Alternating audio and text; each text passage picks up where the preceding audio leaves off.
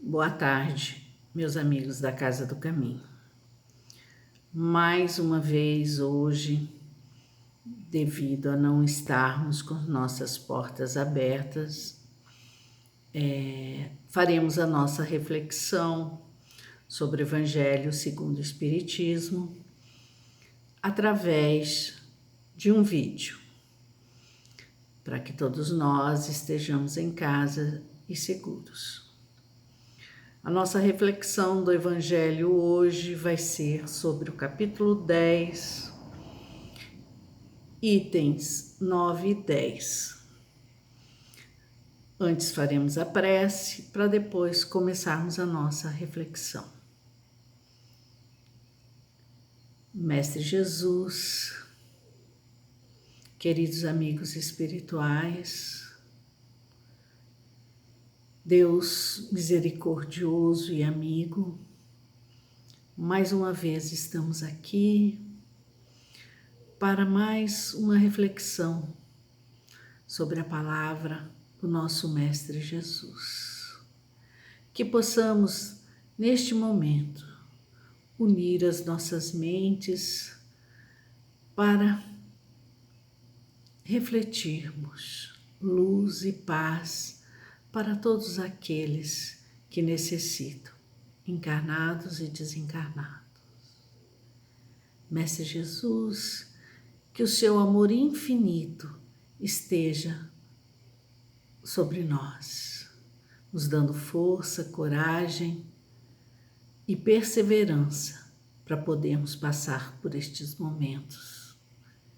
Mestre amado, esteja conosco hoje e sempre. Que assim seja. Então, hoje a nossa reflexão vai ser sobre o argueiro e a trave no olho. Então, lá em Mateus, capítulo 7, versículo 3 a 5, está escrito: Como é que vedes um argueiro no olho do vosso irmão, quando não vedes uma trave no vosso olho? Ou, como é que dizeis ao vosso irmão, deixai-me tirar um argueiro do teu olho, vós que tendes no vosso uma trave?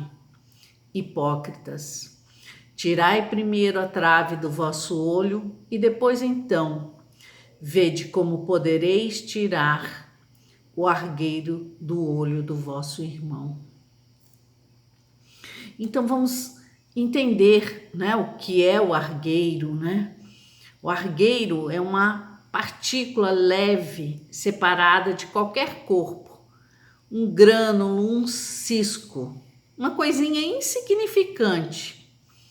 Já uma trave é um grande tronco de madeiro usado para sustentar um sobrado ou um teto de construção. Uma viga, né? Um pedaço de madeira grande para reforçar uma estrutura. Então, olha a diferença, né? Uma partícula leve, né? Um cisco ou um grande madeiro, né? Então, a comparação é bem, né? Bem distanciada do cisco e a trave. São dois objetos, um muito pequeno e um muito grande, né? Emmanuel fala para nós que é imprescindível habituar a visão na procura do melhor, a fim de que não sejamos ludibriados pela própria malícia que nos é própria, né? Olha que interessante. Então, nós precisamos treinar o nosso olhar para encontrar no outro o que é de melhor, né? Em vez do que é de pior, que é a que Jesus se referia, né? Nós olhamos sempre e encontramos o que é de ruim no outro, né? Enquanto não olhamos para nós mesmos e não encontramos aquilo que é ruim em nós, né? Então, Jesus destaca a facilidade que temos de perceber os erros alheios, né? E de contrapartida, não olhar para nós, né? Mas para julgar a nós mesmos, é necessário nos olhar no espelho, né? E nos transportarmos além de nós mesmos e enxergar na imagem do espelho, né, o que nós somos, o que pensamos, o que fazemos, né, sem, né, nos desculparmos, né? Olharmos para nós mesmos, tá? Nos conhecer e pensar, né? Se nós não temos os mesmos erros que estamos julgando no outro. Olha só, será? Né? Mas a gente precisa olhar para dentro de nós. Tudo se faz através de viajarmos em nós mesmos. Olha que interessante, nós estamos agora num momento em que somos obrigados a isso, né? Estamos, uma boa parte de nós, né? Mundialmente, né? Não é só o Brasil, mas no mundo, uma parte está em quarentena dentro de casa. Então, nós não conseguíamos parar para olhar a nós mesmos, porque temos tantas informações, temos um mundo, uma correria em que precisamos correr atrás de trabalhar, de ter o melhor, né? De fazer, né? Tudo aquilo que a gente quer e que pensa que é a felicidade, né? Sem um minuto para olhar para nós mesmos. E agora nós nos confrontamos com o quê? A obrigatoriedade de olharmos a nós mesmos, a de conviver conosco, né? A de conviver com aqueles que estão mais perto de nós. E como estamos convivendo? Não. Como estamos convivendo? Estamos querendo ou só percebendo, né, o cisco no olhar do outro? Se estamos só percebendo o cisco no olhar do outro, estamos fazendo de maneira errada. Não estamos olhando para nós mesmos. Não. Que precisamos neste momento parar para isso, para nos fortalecermos, para nos conhecermos, saber em que podemos ser melhores, né? A partir disso, fica mais fácil de conhecer as nossas qualidades, né? E as nossas desqualidades, né? De desenvolver aquelas que ainda estão germinando em nós, aquelas qualidades que estão nascendo em nós, né? De desenvolvermos com maior força, com maior vontade, né? Assim como a plantinha que a gente rega e cresce forte e dá frutos, né? E de mudarmos aquilo que nós sabemos que não é o correto. Aquilo que são qualificações negativas em nós, né? Então, olha só como é importante, olha só como Jesus já dizia isso, né? Já disse isso há 2000 e tantos anos atrás, e nós ainda não conseguimos aprender, e estamos agora num momento para aprender, não. Estamos num momento propício para isso. Vamos nos esforçar para isso, né? Aceitar as nossas boas e más, né?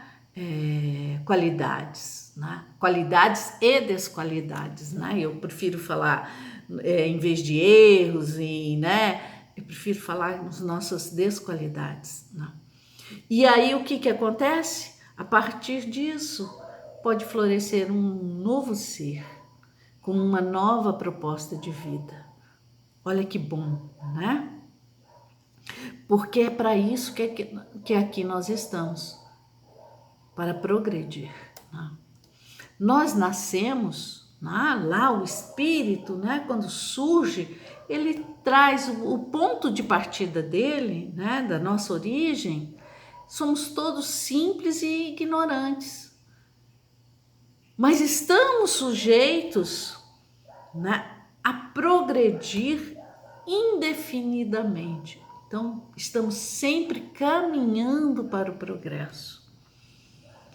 Mas precisamos, com isso, ir aprendendo durante essa caminhada, né? Que é uma caminhada que nós fazemos. Nós não nascemos como Deus, quando Ele cria as criaturas, Ele não cria ninguém privilegiado, não.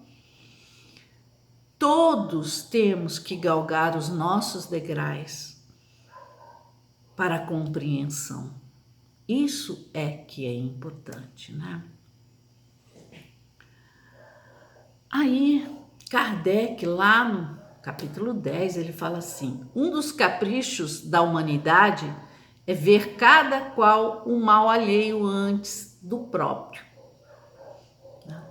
Nossa, e como, né? E como? E já se passou mais de uma década quando Kardec falou isso. E continuamos os mesmos. Precisamos começar, né? Estamos aí na época mais propícia para isso, né? Então, olhar o ridículo do cara que está andando na rua. Quantas vezes a gente vê isso, né? A gente está andando, vê uma coisa diferente. Olha lá aquele cara, olha lá aquela pessoa fazendo isso, fazendo aquilo. E, na verdade, nós não estamos olhando para nós, né? Vamos olhar no espelho, vamos, né? Ver, né? Se a gente não faz pior, né? Então, e é o orgulho, né, que nos faz ser assim. Porque o orgulho ainda é a chaga de toda a humanidade. Nós sempre nos achamos melhores que os outros. Não importa em que situação. Sempre achamos que sabemos mais, que podemos mais, que somos mais bonitos ou que somos mais elegantes. Sempre temos a mais que o outro. E pensamos que por isso somos seres privilegiados.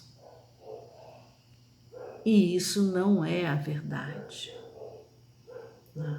A verdade é que o nosso orgulho nos cega. Quantas vezes nos sentimos ofendidos por coisas simples? Por quê? Porque achamos que o outro não pode falar aquilo para nós. O que determina isso? O orgulho, né?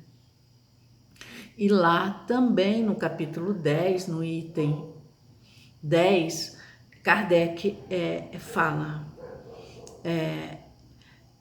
é o orgulho incontestavelmente o que leva o homem a disfarçar os seus próprios defeitos, tanto morais quanto físicos. Olha só, né? O nosso orgulho com o nosso orgulho, nós fazemos uma parede, né? Nós nos escondemos. São as famosas máscaras, né? Que os psicólogos tanto usam, né? Nós nos escondemos através de máscaras, criamos máscaras, né? Para nos mostrarmos aos outros. Por isso a necessidade, né, de olharmos para nós mesmos, né, e derrubarmos essa máscara, né, sermos nós mesmos e compreender que a partir disso, a partir desse descobrimento de nós mesmos, nós vamos ter que ser melhores, né? Então, continua lá, né, no Evangelho segundo o Espiritismo, capítulo 10, item 10, né? Então, como de fato um homem bastante fútil para crer na importância de sua personalidade e na supremacia de suas qualidades, poderiam ter ao mesmo tempo bastante abnegação para ressaltar nos outros o bem que poderia eclipsá-lo, em lugar do mal que poderia pô-lo em destaque. Olha só, né? Como nós, em nossa personalidade orgulhosa, podemos, né, ser abnegados para ressaltar a qualidade do outro, que nós pensamos que vai ofuscar a nossa. Mas isso não é verdade, isso não é verdadeiro, né? Então nós precisamos mudar isso, né? Continuando, então, lá no Evangelho, que diz assim: se o orgulhoso é a fonte de muitos vícios, é também a negação de muitas virtudes. Encontramo-lo no fundo e como móvel de quase todas as ações. Foi como eu disse lá no começo. O problema todo é o nosso orgulho. Nós precisamos começar a mudar isso, a compreender, né, que a humildade, ela nos fortalece, né, como pessoas. Olha como isso é importante, né? Porque nada vai nos atingir se nós compreendermos, né, que estamos no caminho para aprender. Não vai atingir. Porque se o outro faz, o problema é dele, não é meu. E eu preciso ser humilde para compreender isso. Se eu não for, eu não vou compreender. Então, continuando lá no Evangelho, que diz assim: foi por isso que Jesus se empenhou em combatê-lo como o principal obstáculo do progresso. Principal obstáculo do progresso. Quer dizer, enquanto nós não trabalharmos esse orgulho em nós, porque do orgulho nascem outros, né? Outras desqualidades, né? Que é o ego, né? Que é o egoísmo muito grande, que é a prepotência. Então daí nascem, né, do orgulho, tudo está lá, o fundo dele é o orgulho. Né? Então, por isso a necessidade de conhecermos a nós mesmos, trabalhar isso em nós, fortalecer em nós as nossas qualidades para que possamos progredir. Liberte-se do orgulho. Não esqueçais nunca que orgulho é inimigo da felicidade. É dele que promanam todos os males que acometem a humanidade e perseguem até nas regiões celestes. Isso está lá no livro Céu e Inferno, né? É uma psicografia, né? Que o espírito é o príncipe Ourã. Ele era um espírito sofredor. E esse orgulho ele tinha. Por isso ele vem e nos conta o sofrimento, nos conta o que o orgulho fez a ele. Então, esse orgulho é a necessidade de nós nos libertarmos dele.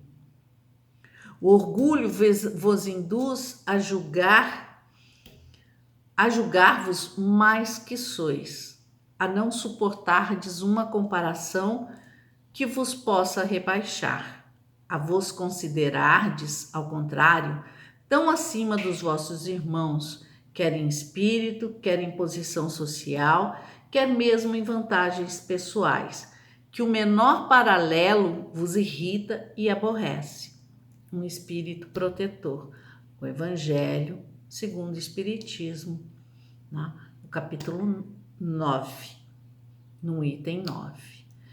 Olha só como que a gente sofre pelo orgulho e pela vaidade, né? Então ele é fonte de todos os males da humanidade. Mas a gente só consegue trabalhar o nosso. Por isso que nós não devemos olhar o do outro, nós devemos olhar o nosso, né? Como nós só conseguimos trabalhar o nosso, a necessidade então está em nós. Vamos trabalhar o nosso e deixar que o outro trabalhe o seu, né? Então, olha como essa recomendação de Jesus é atual, né? Então, nós vemos aí e nós estamos aí nas redes sociais, Facebook, esse Instagram, né? A gente está vendo a guerra de opiniões e cada um querendo que a sua opinião prevaleça. E não é assim. Nós temos que ter a consciência de que aquilo que somos, aquilo que pensamos, não serve para o outro, serve para mim, né?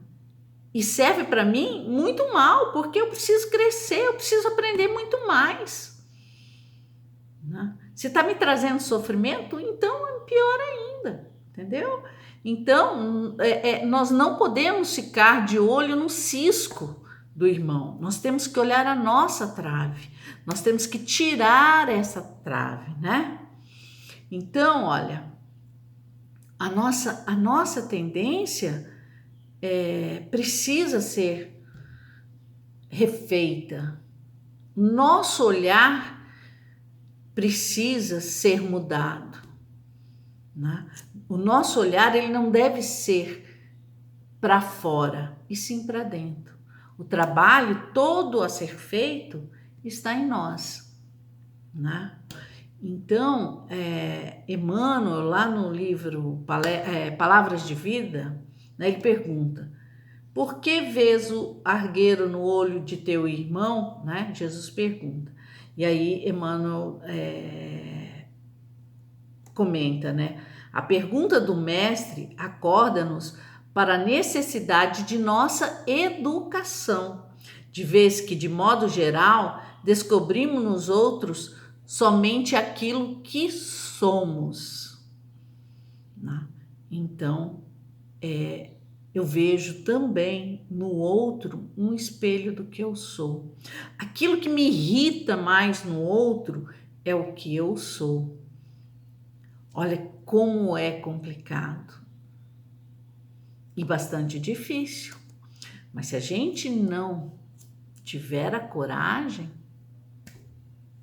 de começarmos, de trabalharmos isso em nós, né, nós dificultamos a nossa própria vida.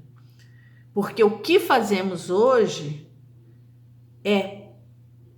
está relacionado de como a nossa vida será amanhã. Ou depois da morte, ou na próxima encarnação. Então, tudo hoje presente, diz do nosso futuro. E tudo hoje que nós vivemos diz do nosso passado, né? Em outras vidas ou nessa mesma. Então, o nosso presente é a hora do trabalho, é hora de estarmos prestando atenção para que possamos ter um futuro melhor, porque o passado nós não podemos mudar, mas podemos fazer um novo futuro. Olha só que interessante e bom, né? Então, isso só diz para nós assim: Deus é misericordioso. Deus mostra para nós que nós podemos ser melhores, nós podemos viver melhores. Isso depende de quem? De nós. E isso é maravilhoso, né? Então, de certa forma, nós nos iludindo, né? Acreditando que nós possamos corrigir os defeitos do outro. E isso não acontece, né? Nós só temos gerência sobre nós. Nós só temos gerência sobre nós. Mas nós passamos a vida querendo ter gerência na vida de todos. Dos filhos, marido, mulher, trabalho, tudo. Nós queremos ter essa gerência. Mas não temos. Olha o nosso orgulho, a nossa vaidade, né? De nos julgarmos. Nós podemos, né? Nós não podemos. Nós só podemos conosco mesmo, né?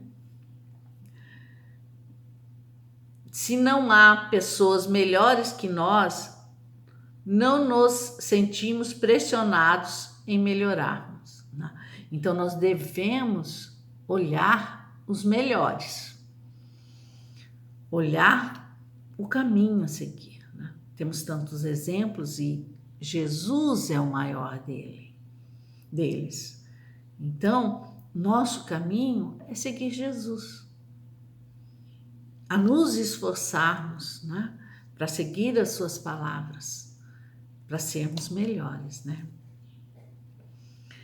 E aí, vamos terminando aqui dizendo o seguinte: a humildade é a chave que abre ao homem o entendimento de si mesmo e o reconhecimento de suas próprias fraquezas, tornando-o tolerante para com as fraquezas alheias. Olha isso, irmãos, isso é bem interessante. A humildade é a chave, né? Para a gente reconhecer as nossas próprias fraquezas e sermos melhores. Acho que essa é a reflexão que nós tínhamos para hoje. Vou fazer a nossa prece e agradecer a todos. Jesus amado, obrigado por podermos estar aqui, compreendendo um pouco mais das suas palavras e que elas possam ser acolhidas nos corações daqueles que queiram, de alguma forma, ser melhores e te seguir, Mestre Jesus. Assim como todos nós